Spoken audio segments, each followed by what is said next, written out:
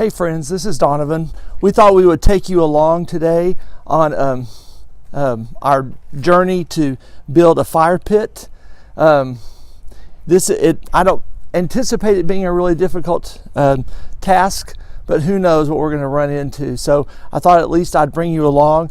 The first thing that we did was we went out to Home Depot. We scouted around, tried to find the types of stones that we might want to use. There are a lot of different options. You can choose to use cinder blocks, some natural looking stone, different colors of stone, things like that. And so these are the ones that we chose to use right here in the bed of our truck. They are manufactured stone. They're not real, but they have that look of a natural stone. We got enough for I think a 6-foot diameter fire pit for 3 layers, which is what we anticipate doing. And it cost about $125 for the stones, if that gives you any indication. So that's what we're going to do. I'm hauling these in right now to the backyard so that we can start that process. This is the most tedious of the things to do. So how many stones do you think you're going to need? First thing you need to do is to figure out what diameter you want your fire pit to be. Diameter is the distance across the middle of that circle. So for us, that was 6 foot, which is 72 inches. Okay, so that's your starting point. Then you multiply that 72 inches times pi. Now, for those of you who aren't mathematicians, we'll just round that off. Pi is about 3.14. So if you multiply our 72 inches times 3.14, you get about 226, something like that.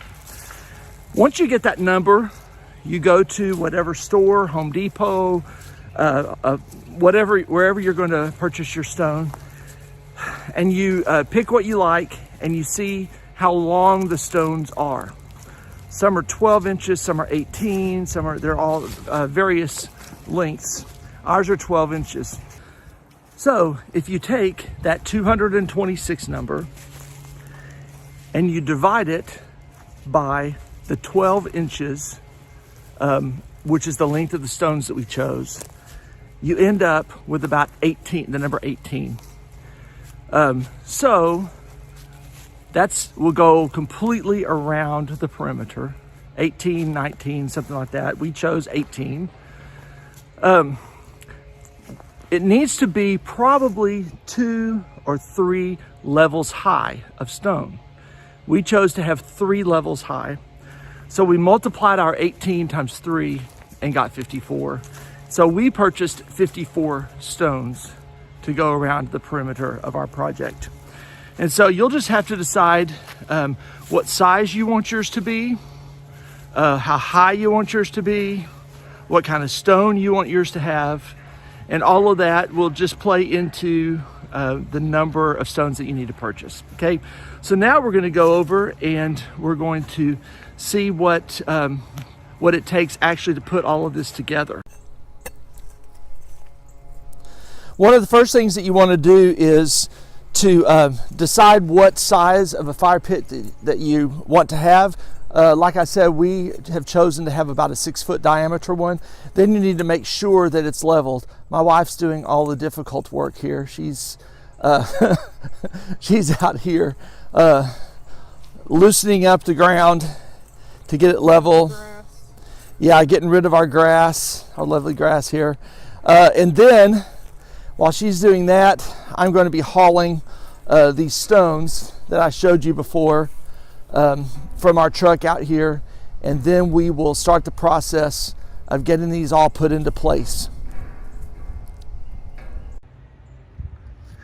So you can see that I've hauled all of the stone in here. My wife has already leveled out the space that we want to have ours at. Find out what location you want it. We wanted it to be, we have a lot of trees where we are, as you can see, a lot. And so to find a place that wasn't in the middle of a bunch of trees was difficult. So we decided to put ours over here in this opening that's fairly close to our pool so that we can walk over and use that whenever we want to. And so that's your next decision, is to decide the best place. The place that doesn't have a lot of roots or stones already in the way that you're going to have to dig up, that's already maybe fairly flat. And so this is what we decided. My wife has already cleaned this out a little bit for us, and we're getting ready to start laying some of this stone that you see here.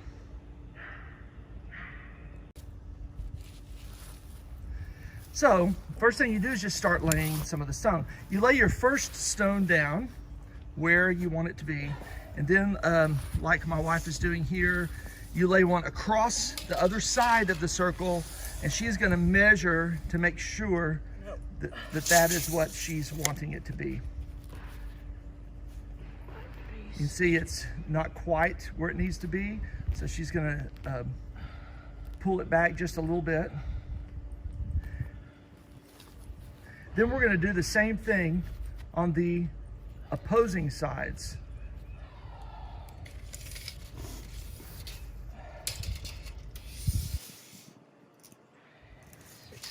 We're going to do the same thing here. We're going to measure It's off by opposing sides. 2.5 inches, so we have to go out the other side. It's off by 2.5 inches. So we're going to expand this out just a little bit.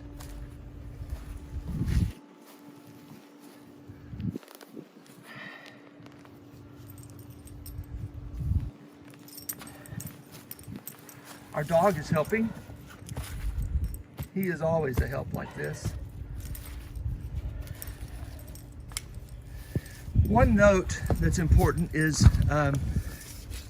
that if you look at the shape of our stones, they are not perfect. They are actually longer on one side than the other. Every one of them is. The 12 inches for us is the longer of the sides. So you want to make sure to put that longer side on the outside. And you need to make sure that you don't have a sprinkler head in the way.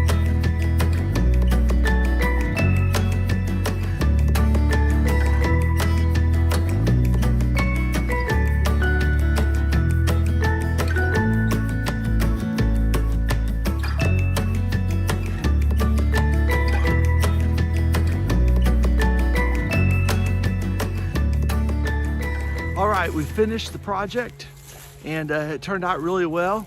I wanted to share just a few of the last minute things that's important for you to know as you work on your own fire pit.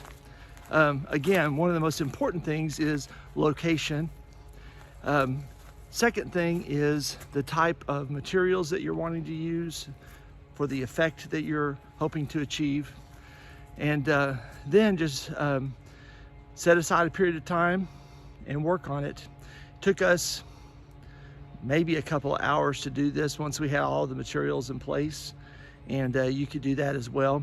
You can make it as extravagant or not as you want. We chose not. We're going to use it a lot, but we chose not to cement it in, things like that. But you can do whatever it is that you want. I wanted to give you just some ideas of at least how to start that. So let me show you right quick the finished product. Here we go. Enjoying a nice fire out here. Lovely. Lovely, with our brand new fire pit.